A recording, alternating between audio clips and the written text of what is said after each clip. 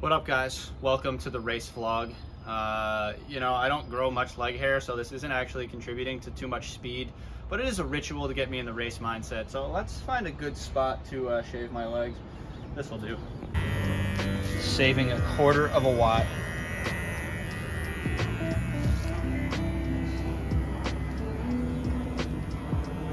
All right, the journey begins. Legs are shaved, and now we're at the pool for a quick shakeout before we get on this drive to Walla Walla.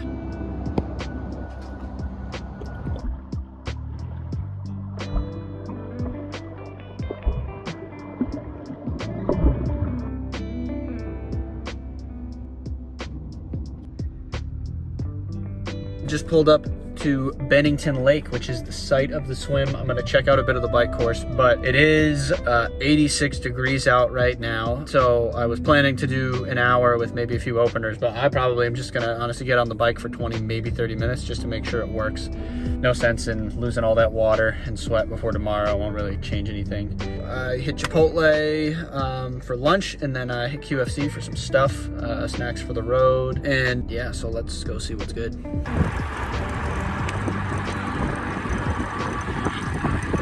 All right, bike course was solid. I rode for 30 minutes, felt horrible to start, and then loosened up a little bit as I went into it. Time for dinner. It's a 2-pie kind of night. Check out the digs. It is 9:30. Got to the hotel, so basically it's shower because I'm still dirty, go to bed, wake up at 5:45, and get down to business. Huge shout out to Element for sponsoring this video. It's getting really warm outside, and as the summer approaches, you need to have a nutrition plan that accounts for the electrolytes that you lose in your sweat. Just drinking water isn't enough. You'll lose a lot of sodium over the course of a hot day with a lot of riding or running. Electrolytes are vital for muscle contraction, and that's why if you're too low on sodium, you'll start to cramp or at least experience serious reductions in muscular function. The ratio that seems to work for me is 1 gram of sodium per liter of water. So that's the concentration I put in my bottles when I go for a bike ride or a run. It's really convenient because each Element packet has exactly 1 gram of sodium. So I just mix 1 packet of Element with 1 liter of water, and that's the exact concentration I need for training and racing. And there is nothing else in this packet. It is just sodium, potassium, and magnesium. There's no sugar, there's no coloring, there's no junk. There is a little bit in this packet. There's watermelon flavoring, which is great. My personal favorite is actually the chocolate, but this is good too. You'll get a free sample pack of 8 single serving packets if you shop using my link, drinkelement.com/AriClow. If you don't have your electrolytes figured out, get that free sample pack, start getting your electrolytes in. Thank you again to Element for sponsoring this video. God, it is literally insane how just early the sun comes up. Time to start pumping the caffeine. Breakfast. There's nothing I want to do less at 6 in the morning before a triathlon than stuff down carbs, but it must be done. I put too much water in the second one. All right, nutrition today. We're gonna have a bottle of carb drink in here. That'll be 40 grams. And then all the rest is in here. 150 milligrams of caffeine, ketone IQ, and then the rest of the carbs to get to like 140 grams total of maple syrup. So yeah, this is gonna be the most disgusting bottle of all time.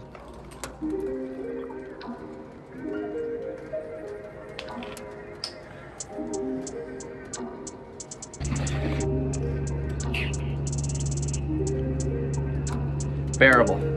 Bearable.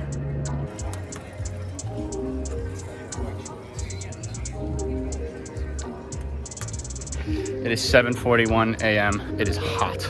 It is already hot. In the sun, I swear it already feels like 85. This is going to be, I guess, just practice metering my effort, because yeah, it's gonna be very easy to blow up the water, super warm. So in a wetsuit, it's gonna be hot. So if you swim fast, hard in the wetsuit, you're just already racking up the core body temp. It's not gonna come down that much on the bike, and it is just gonna climb on the run. So very important to be careful. Today, it's now just gonna be about conserving energy. So I'm gonna go in the car and stay cool.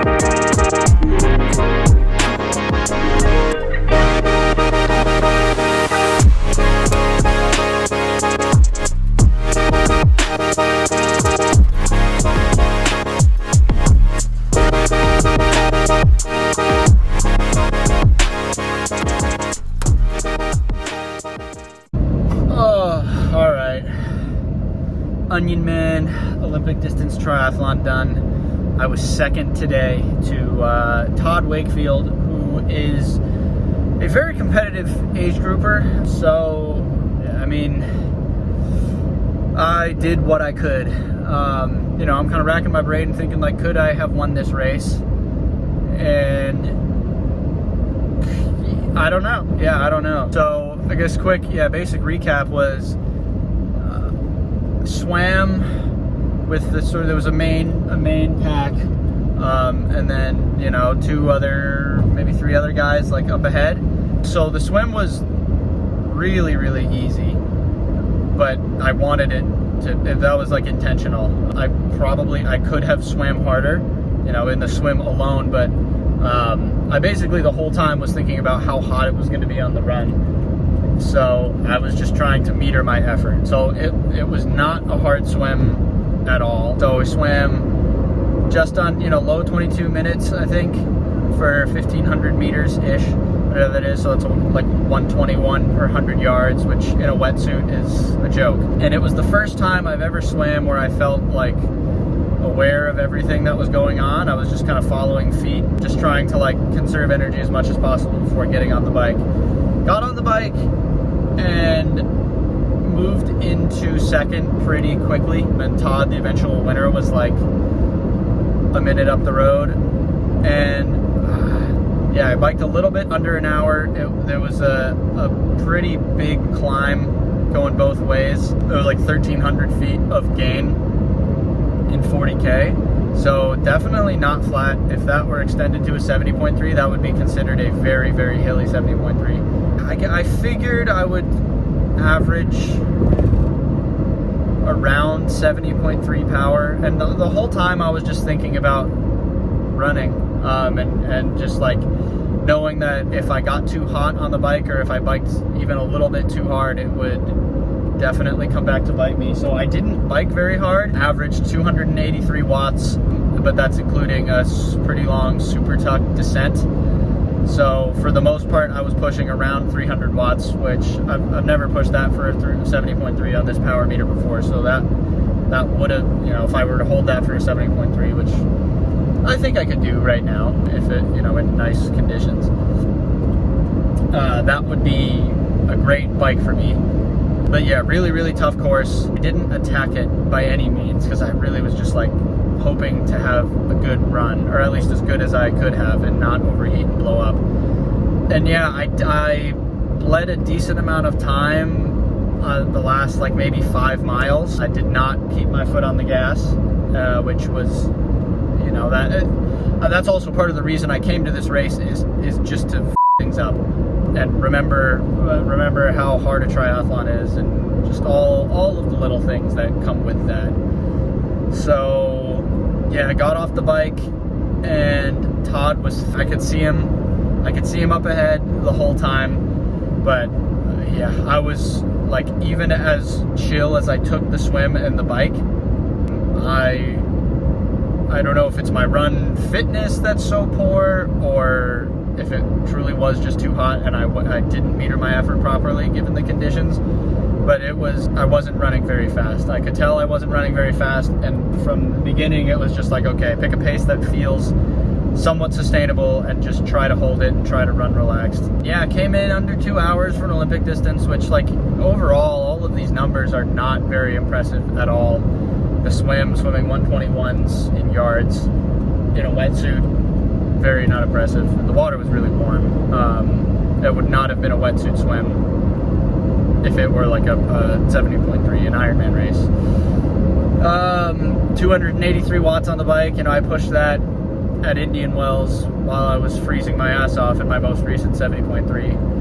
So, and then the run, you know, it was like half of it was single track basically, or like on gravel. So it wasn't a fast course, but I ran 5:47 per mile.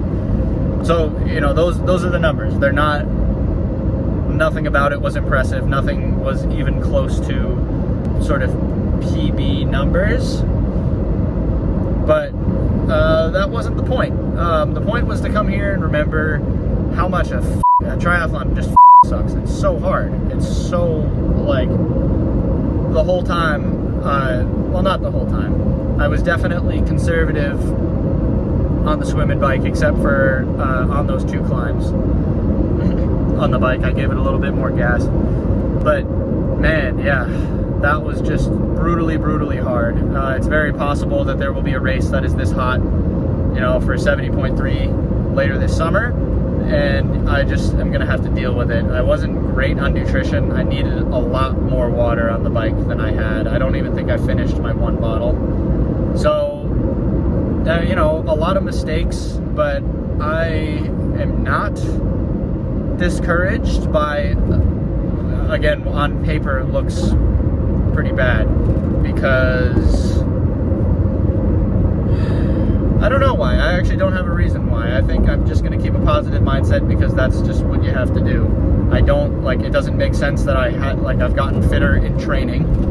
So I'm fit. I believe that I am fitter, and I believe that when I come back to a 70.3, you know, like Oregon, that'll be a repeat of last year, that I will be able to blow myself from a year ago out of the water.